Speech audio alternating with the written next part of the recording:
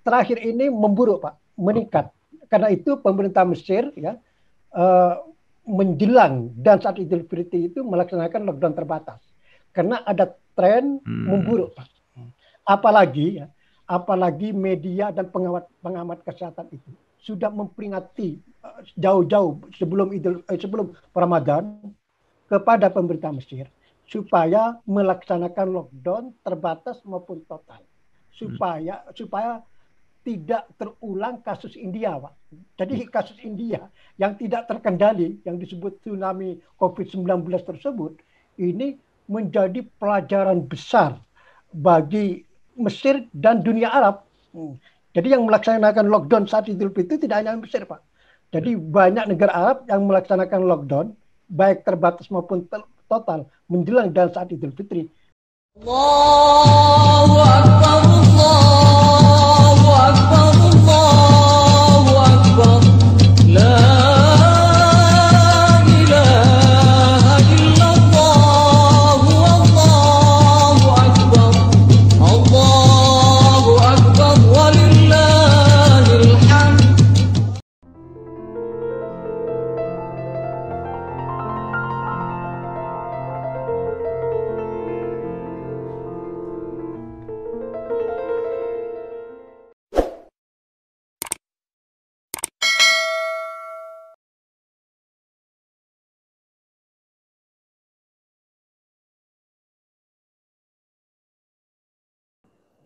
Sebuah pesan alam oleh Mufarih Ni'am. Saudaraku sebangsa setanah air, apa harapanmu di masa kini? Harapan tak putus sampai jerat tersentak rantus, terlepas dari melarat panjang, mendusin tentang pingsan.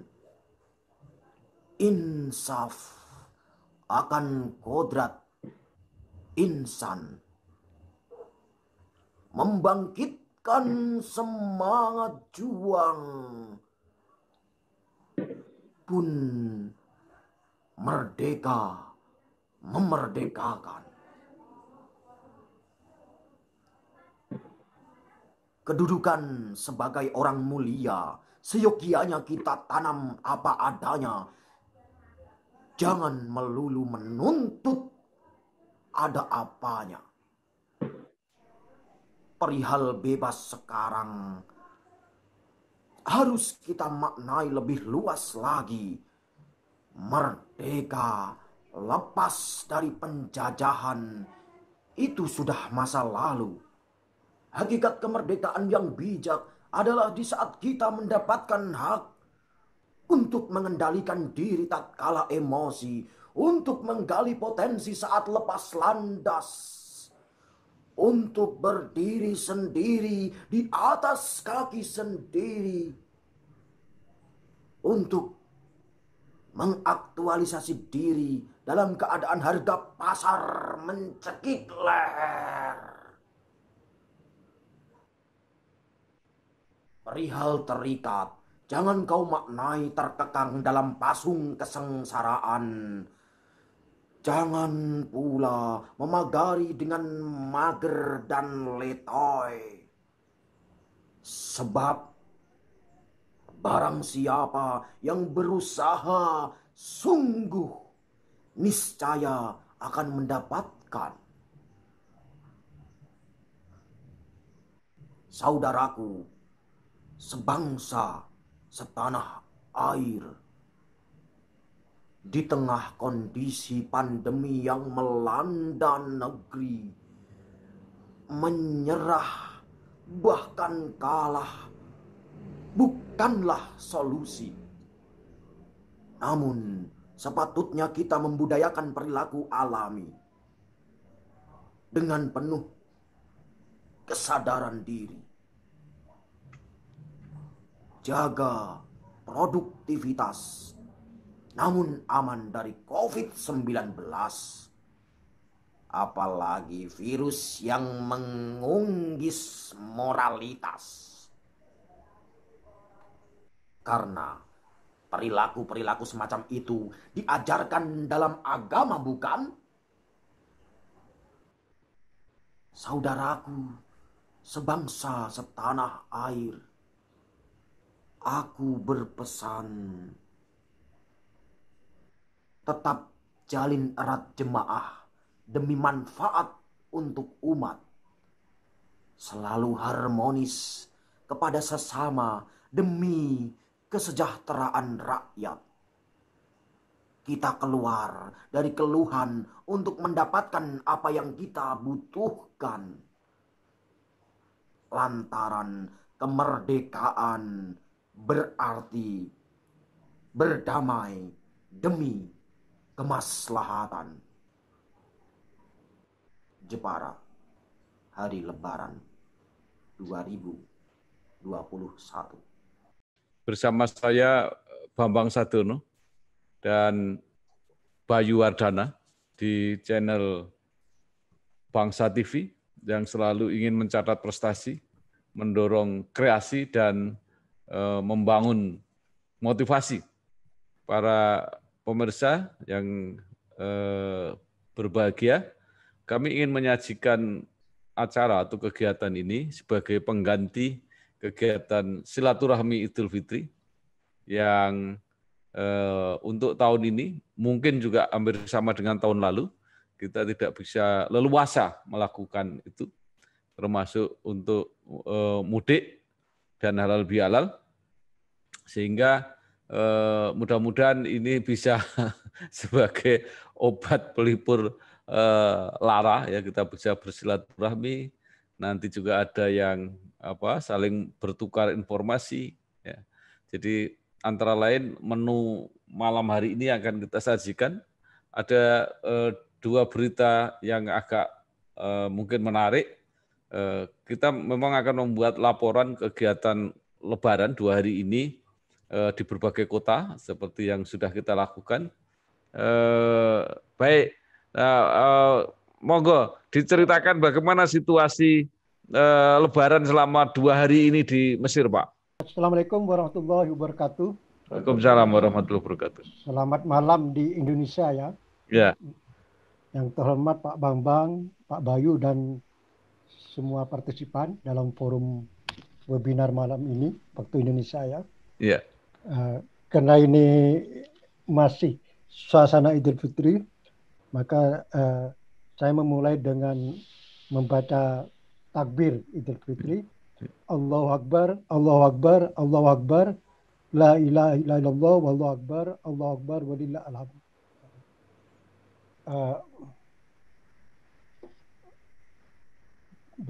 Bapak Ibu partisipan dalam forum ini, Idul Fitri di Mesir, ya, tahun ini adalah Idul Fitri yang kedua pada masa pandemi. Tentu Idul Fitri ini kita sebagai umat Islam menyambut gembira, menyambut bahagia datangnya Idul Fitri ini. Tapi karena suasana pandemi, kita hanya bisa menyambut gembira dalam hati aja. Kita tidak bisa merefleksikan kebahagiaan kita dalam bentuk euforia perayaan Idul Fitri.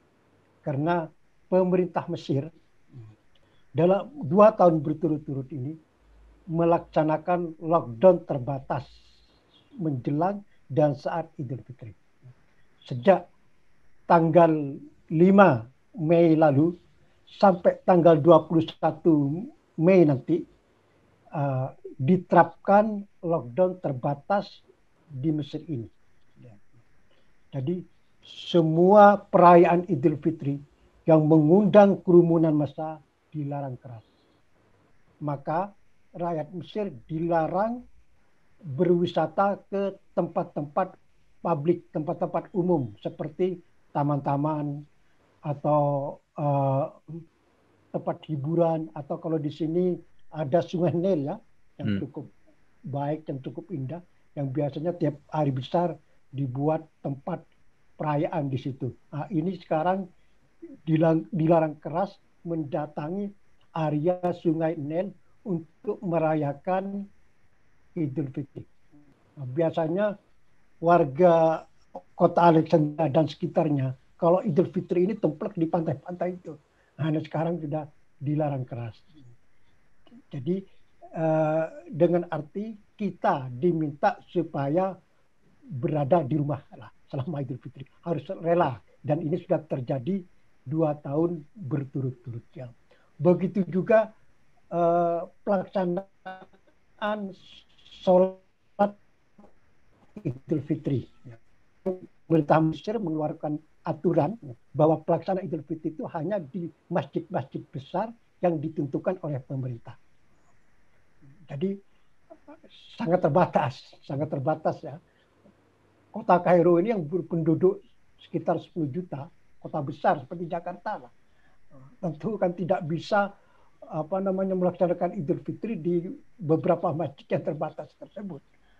Artinya pembatasan itu secara de facto kita diimbau melaksanakan sholat Idul Fitri di rumah masing-masing ya. Termasuk saya sekeluarga kemarin melaksanakan Idul Fitri ya di rumah gitu ya.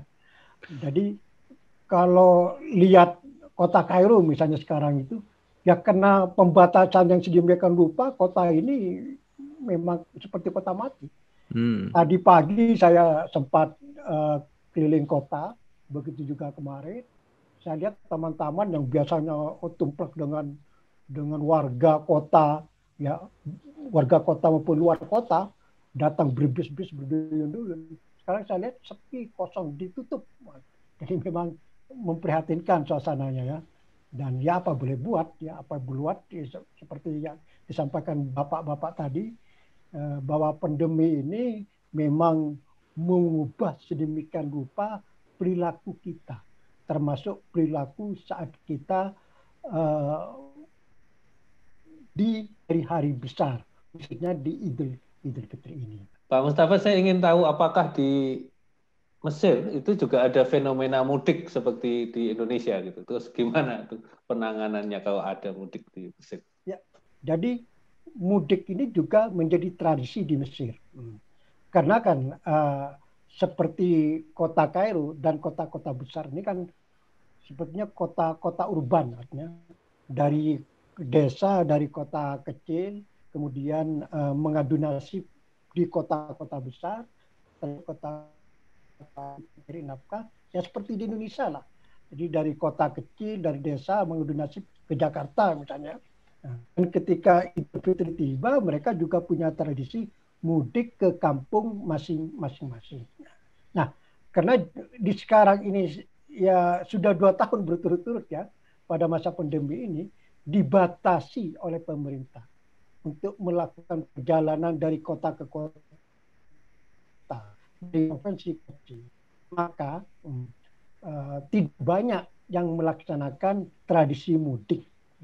Jadi mereka lebih memilih di Kairo saja, ya tentu tujuannya untuk mencegah penyebaran COVID-19 tersebut.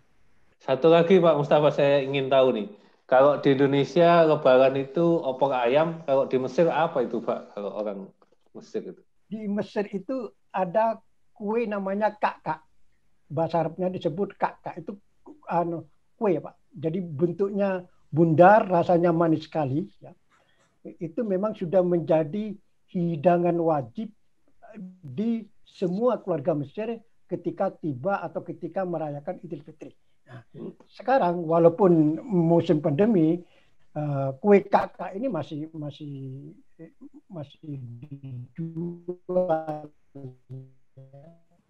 Artinya rakyat Mesir masih program mana, karena walaupun ada pembatasan seperti yang saya katakan tadi, sejak tanggal 5 Mei sampai tanggal 21 Mei ini, kafe, restoran, mall ya hanya bisa buka sampai jam 9 malam dari siang jam 12 jam 1 itu ya. Dan selama dari buka itu hanya bisa melayani delivery saja, kecuali apotek sama supermarket. Nah, supermarket ini yang masih menjual kue kakak itu, Pak, yang menjadi tradisi. Pak Mustafa, saya pengen tanya mengenai tren, Pak. Artinya sampai saat ini trennya apa? COVID di Mesir ini membaik atau memburuk? Terakhir ini memburuk, Pak, meningkat. Karena itu pemerintah Mesir ya menjelang dan saat Idul Fitri itu melaksanakan lockdown terbatas. Karena ada tren memburuk, Pak. Apalagi media dan pengamat kesehatan itu sudah memperingati jauh-jauh sebelum Ramadan kepada pemerintah Mesir supaya melaksanakan lockdown terbatas maupun total, supaya tidak terulang kasus India, Pak. Jadi kasus India yang tidak terkendali, yang disebut tsunami COVID-19 tersebut, ini menjadi pelajaran besar bagi Mesir dan dunia Arab. Jadi yang melaksanakan lockdown saat Idul Fitri tidak hanya Mesir, Pak. Jadi banyak negara Arab yang melaksanakan lockdown, baik terbatas maupun total, menjelang dan saat Idul Fitri. Seperti misalnya Maroko, Tunisia, Libya, Libanon, kemudian Irak, Pak. Ya, jadi kompak ini melaksanakan lockdown menjelang dan saat Idul Fitri. Termasuk negara-negara Teluk juga, Pak, seperti Arab Saudi, seperti Qatar, Uni Emirat, memperketat semua, memperketat. Jadi mereka kepada ketakutan kasus India itu terulang di dunia Arab. Apalagi sudah dibangun narasi ini. Sejak sebelum Ramadan sudah para pengamat kesehatan sudah memberi peringatan keras pada pemerintah negara-negara Arab itu.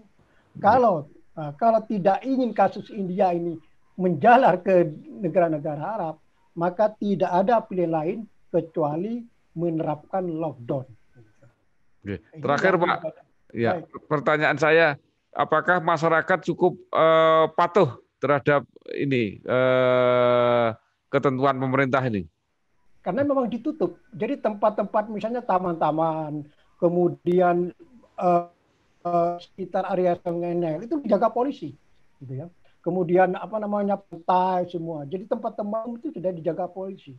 Jadi sudah diblokir istilahnya. Jadi kalau ada masyarakat coba melanggar, ya, ingin memaksakan diri jalan-jalan, sudah ada itu.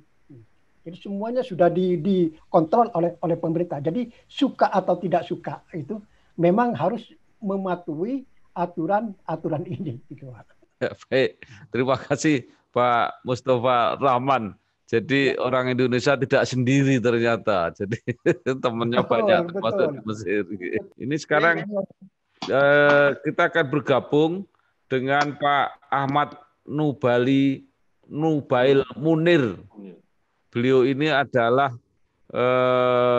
mahasiswa yang sedang belajar di program doktor di Turki dan kebetulan juga pimpinan cabang istimewa Muhammadiyah di Turki. Nanti mohon kalau berkenan cerita sendiri. Silakan Mas Bayu. Pak Ahmad Nubail. Terima kasih bisa sambung ya. Jadi mohon diceritakan suasana 2 hari Lebaran di Turki ini seperti apa? Apakah mirip Mesir? Apakah mirip Indonesia? Semoga Pak, silakan. Ya, terima kasih Pak Bambang dan Pak Bayu tadi undangannya. Ya, nama saya Ahmad Nubail, biasa dipanggil Nobel di sini, Pak. Saya sedang ngambil S3 di Istanbul dan kebetulan juga saya diamanai sebagai penasihat cabang istimewa Muhammadiyah Turki. Alhamdulillah ini hari yang kedua kita Lebaran yang sama, Pak, dengan Indonesia sama, tanggal 13 juga, hari Kamis. Namun mungkin suasananya berbeda ya dibandingkan tahun-tahun sebelumnya. Tahun ini kita ya masih dalam kondisi pandemi dan juga di Turki ini saat ini dalam kondisi masih lockdown, Pak. Semenjak tanggal 29 sampai tanggal 17 itu lockdown total.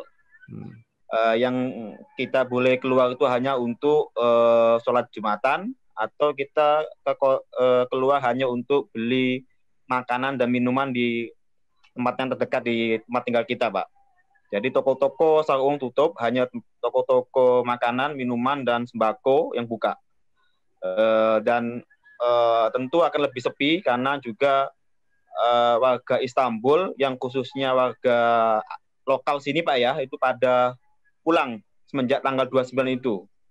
Jadi mereka sudah mudik tanggal 29 lebih awal. Jadi yang di Istanbul ini hanya orang asing atau orang-orang yang sudah punya pekerjaan yang diizinkan untuk bekerja, dan orang-orang yang memang udah asli Istanbul, Pak. Jadi memang dan tidak seramai di kita, ada takbiran, ada kentong-kentongan rame-rame. Kok di Istanbul, Bang, kalau mungkin di Arab dan di Turki ini banyak yang ramai itu bukan Idul Fitri, Pak. Ya. Malah Idul Adha. Kalau di Idul Fitri, kalau di Istanbul, di Turki ini itu hanya libur 3 hari 4 hari saja, nggak lebih dari itu. Ya. Paling lama 3 hari, 4 hari paling lama, paling dikit 3 hari. Kalau libur Idul Adha itu bisa 2 minggu, Pak. Jadi masih punya harapan lah ya, kalau nanti membaik, masih Idul Adha bisa merayakan gitu ya kira-kira. Ya, insya Allah ya kondisinya. Karena untuk pandemi di Turki ini sebelum lockdown itu mencapai 60.000, Pak, per hari. Wow. Akhirnya di lockdown total sekarang sudah mencapai 11.000, Pak. Jadi artinya trennya menurun, Pak ya? Setelah lockdown, Pak. Ya. Karena Turki ini untuk pariwisata terbuka. Walaupun kondisi ini, dan mereka punya keistimewaan, Pak. Jadi untuk turis-turis yang datang ke Istanbul atau ke Turki itu mereka bebas keluar jalan-jalan. Mungkin karena Turki ini kan tourism itu kan menjadi ini ya, salah satu devisa negara, Pak. Kalau disiplin masyarakat gimana, Pak Nubail? Mematuhi larangan pemerintah ini? Kalau disiplin ya mungkin lebih kurang sama, Pak. Namanya manusia, Pak ya. Ya ada juga yang bandel, ngeyel juga banyak. Tetapi di sini walaupun ada yang bandel pasti kena denda, Pak. Ada dendanya. Sekitar 2 juta 3 jutaan dendanya itu lebih. Kalau ketahuan keluar tanpa ada kepentingan atau tanpa ada izin, dan itu diumumkan hampir tiap minggu diumumkan, Pak, atau tiap hari diumumkan hari ini berapa yang kena gitu. Karena semua di sini kan terdeteksi loh, Pak. Semua satu nama, satu alamat, satu identitas. Jadi mudah sekali kalau keluar tanpa ada keperluan yang pasti, keperluan yang diizinkan, ya nanti akan langsung masuk ke sistem itu namanya. Nah, tadi yang menarik untuk turis masih bebas. Nah, turis itu kan butuh fasilitas, Pak. Butuh dilayani, mau makan, mungkin juga butuh beli oleh-oleh. Itu gimana itu orang lokal yang harus bergerak di bidang wisata itu?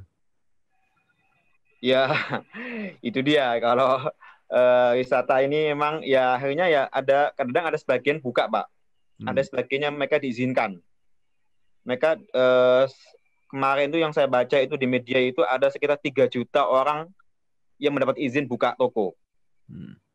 3 juta orang, Pak. Jadi yang izin bekerja, izin buka toko itu ada sebagian yang diizinkan. Assalamualaikum warahmatullahi wabarakatuh. Saya Sugiono, anggota fraksi Gerindra, Dewan Perwakilan Rakyat Republik Indonesia, mengucapkan selamat Hari Raya Idul Fitri 1 Syawal 1442 Hijriah. Mohon maaf lahir dan batin. Assalamualaikum warahmatullahi wabarakatuh.